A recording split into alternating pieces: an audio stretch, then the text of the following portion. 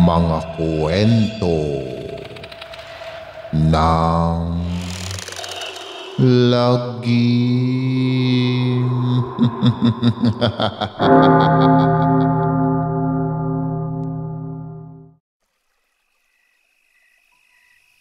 Kamusta na mga giliw naming tagapakinig?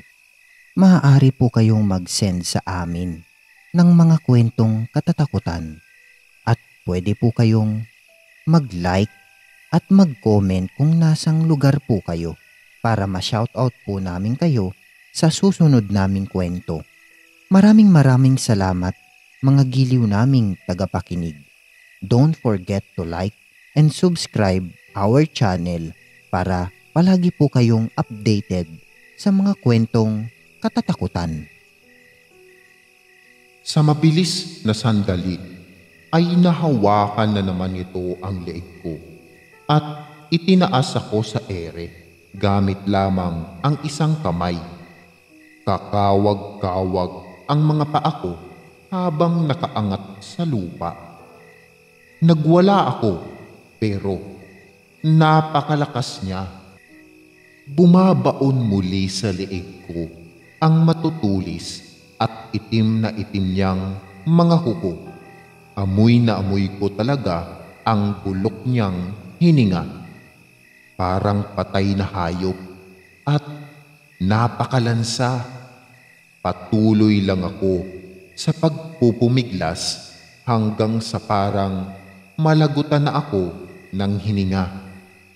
Akma na sana akong sasakmali ng halimaw nang may humampas sa kanya mula sa likuran gamit ang mahabang buho ng kawayan. "Bitawan mo ang kaibigan ko, hinayupak kang aswang ka. Iyan ang bagay sa iyo." Walang iba iyon kundi si Bogs. Pero kakatang hindi iyon ininda ng halimaw, dahilan para sunod-sunod itong hatawing muli ni Bogs ng sunod-sunod na palo na naging dahilan rin para siya naman ang pagbalingan ng huklubang halimaw. Napakabilis ng kilos nitong agad na dinaluhong si Bogs at kinubabawan. Pinagkakalmot hanggang sa maging duguan. Napasigaw na lang ako ng malakas nang makitang inatake nito ng mahabang kuko si Bogs sa sikmura. Wakwak ang tiyan ng aking kaibigan. Kasunod pa ang pagdaluhong sa kanya ng iba pang mga aswang. "Bossing, tumakas ka na. Umalis ka na. Iwanan mo na ako dito. Sige na, habang may oras pa." Sigaw nito sa akin habang nagawa pang iwas-iwas ang mahabang buho ng kawayan. Hindi kita iiwan dito, tol. Bopol ka ba, bossing? Parehas lang tayong mamamatay dito." Sigaw nito sa akin habang pilit na nilalabanan ang mga aswang na lumalapit sa kanya. Pero nagmatigas ako sa gustong mangyari ni Bogs. Hindi ako aalis sa lugar na iyon nang hindi siya kasama. Kesa hudang parehas na lang kaming paslangin ng mga aswang. Hanggang sa dalawhungin na rin ako ng mga pesteng mga halimaw. Panay ang tadyak ko at sipa. Humihiwa rin sa balat ko ang talas ng kanilang mga kuko.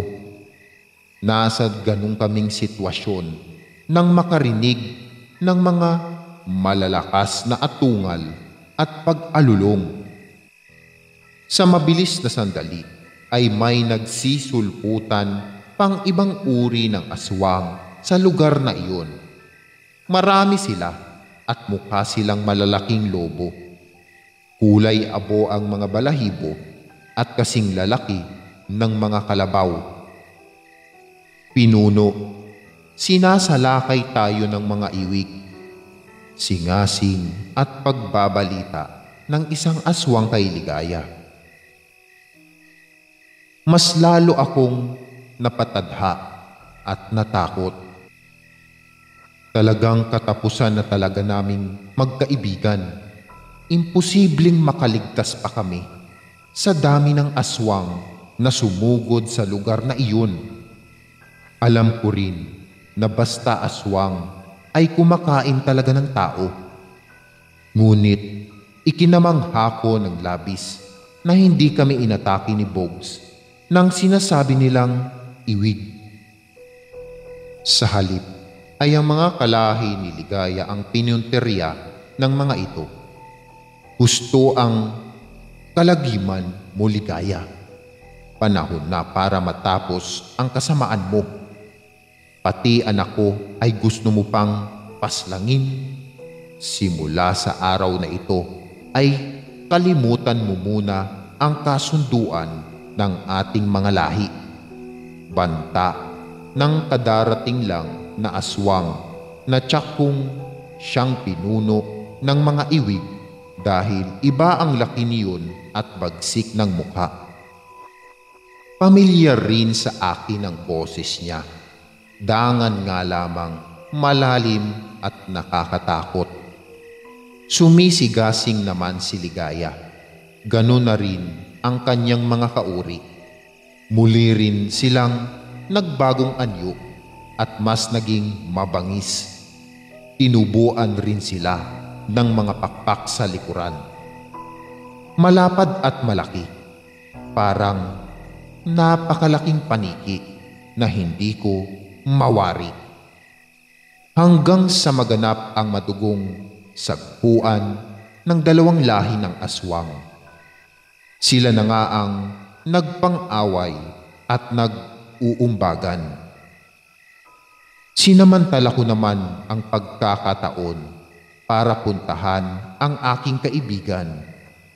Gumagapang ako patungo sa kanyang kinaroroonan dahil iniinda ko rin ang mga kalmot sa aking katawan. Napaiyak na lang ako ng impit nang makita ko si Bogs na hinahabol ang hininga. Malalim ang sugat niya sa tiyan at labas pa nga ang bituka. Bossing, balak pa yatang gawing isaw ng mga hinayupak ang bituka ko. Biro pa nito sa akin. Nagagawa mo pa talagang magbiro, Bogs? Huwag ka na ngang magsalita at makakabawas pa sa lakas mo. Halika na, pilitin mong tumayo. Kailangang mailayo kita rito. Kailangan makatakas tayo rito. Kailangang madala kita sa ospital. Nagpapatawa ka ba, bossing? Hindi na ako aabot doon. Malayo ang ospital dito. Ihatid mo na nga lang ako sa sityo namin nang sa ganun bago man lang ako mautas ay makita ko pa sa huling pagkakataon sina ama. Yun ay sapalaran pa kung makakatakas tayo dito. Nakangisipang hiling niya sa akin pagkatapos ay humikbi. Huwag ka ngang magbiro ng ganyan, Bogs. Hindi ka pa mamamatay, ano ka ba? Halika na, bilis, hanggang wala sa atin ang atensyon nila. Akit ko sa kanya at inalalayan siyang tumayo. Pagkatapos ay magkaakbay naming nilandas ang masukal na daan. Hindi ko namalayan na bumubukol na pala ang luha ko. Noon ko lang natanto ang kahalagahan ni Bogs sa buhay ko. Kung mawawala siya, ay para na rin akong mawawalan ng mahal sa buhay ng isang kapatid.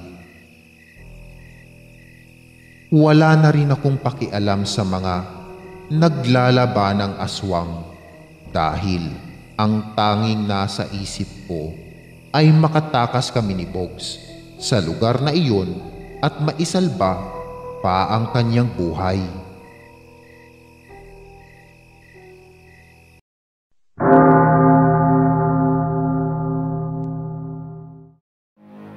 Maraming salamat mga giliw naming tagapakinig.